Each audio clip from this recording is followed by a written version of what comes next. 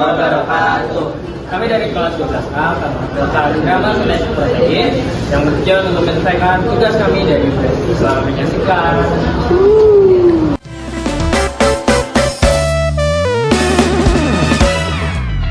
Proses sintesis protein terbagi menjadi dua tahapan, yaitu transkripsi dan translasi.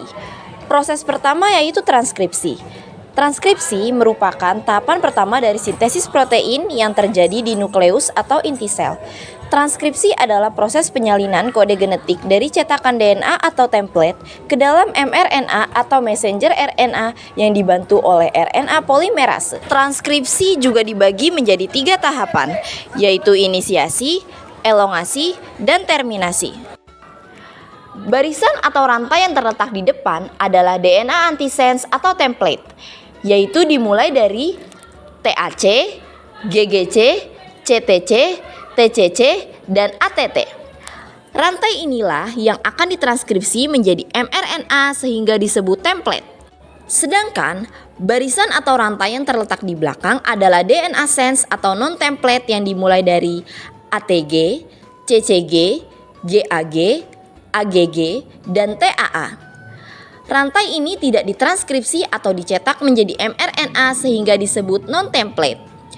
Kedua barisan atau rantai inilah yang akan membentuk ikatan double helix DNA.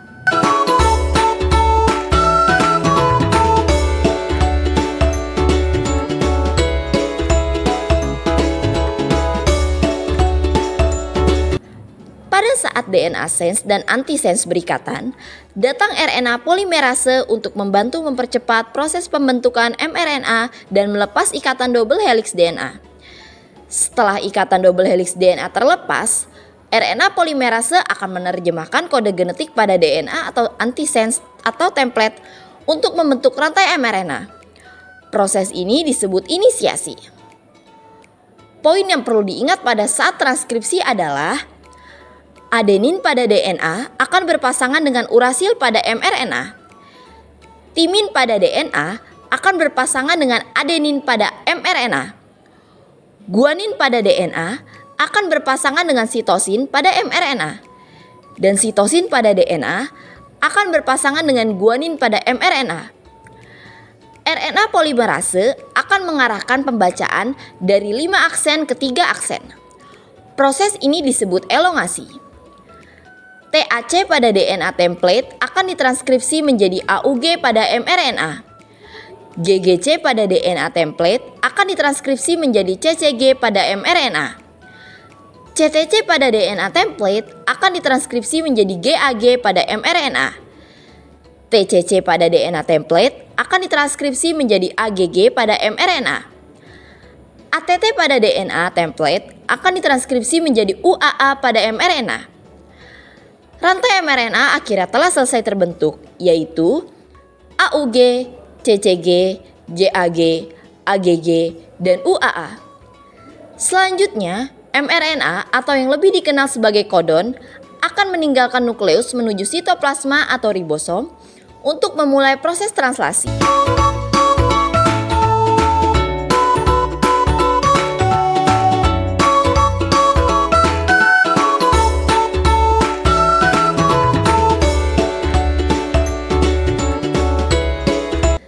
Setelah mRNA terlepas, DNA sense dan antisense akan kembali berikatan seperti semula.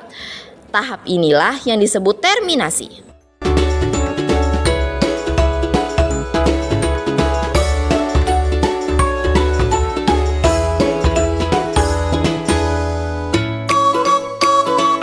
Proses kedua yaitu translasi. Translasi adalah proses penerjemah triplet kodon mRNA oleh ribosom yang dibantu tRNA atau antikodon untuk menghasilkan suatu asam amino. Ribosom terbagi menjadi 2 unit, yaitu unit besar dan unit kecil.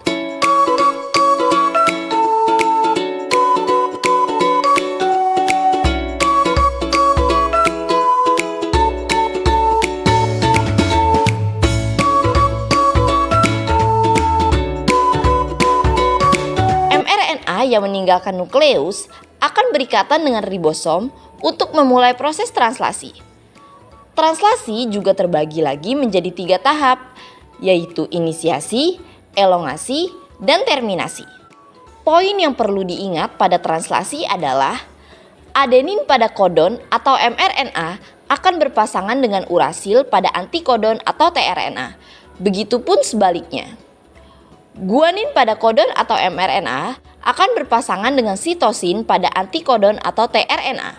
Begitupun sebaliknya. Proses translasi diawali dengan kodon AUG yang berikatan dengan antikodon UAC.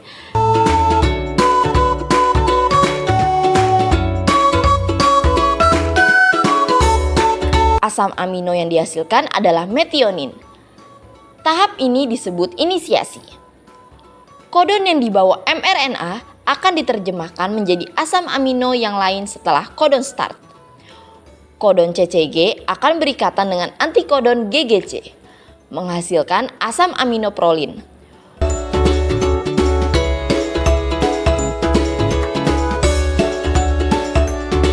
Kodon GAG akan berikatan dengan antikodon CUC, menghasilkan asam amino glutamat.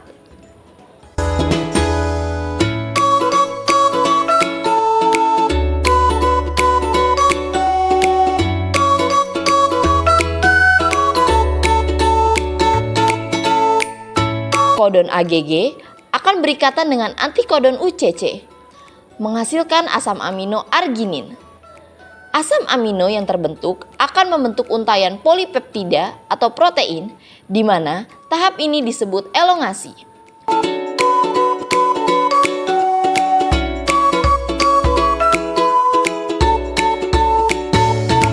Terakhir, kodon UAA akan berikatan dengan antikodon AUU yang menghasilkan kodon stop. Kodon stop ini menandakan proses translasi sudah selesai, di mana tahap ini disebut terminasi.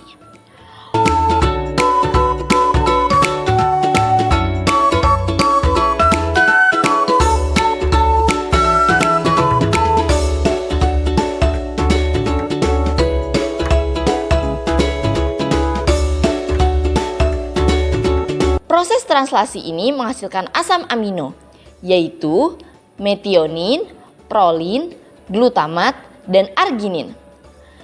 Asam amino yang dihasilkan tersebut akan terkumpul menjadi satu untayan polipeptida, sehingga terbentuk apa yang kita kenal sebagai protein. Itulah proses transkripsi dan translasi pada sintesis protein.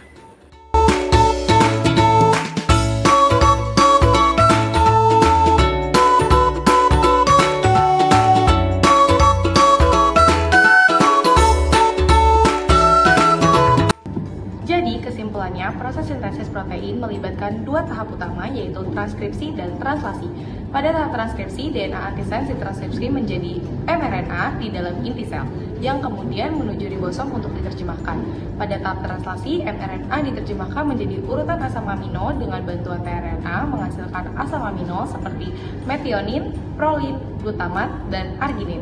Asam amino ini membentuk rantai polipeptida yang kemudian menjadi protein dengan proses yang teratur dan tepat. Protein terbentuk untuk menjalankan fungsi penting dalam sel. Keren kan?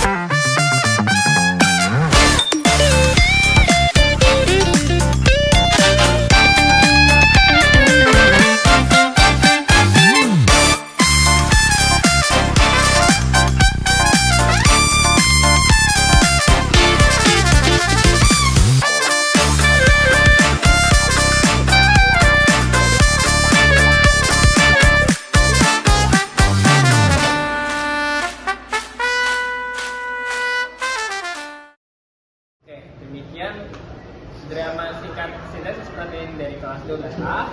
Semoga dapat mengedukasi teman-teman sekalian. Kurang lebihnya mohon maaf. Assalamualaikum warahmatullahi wabarakatuh.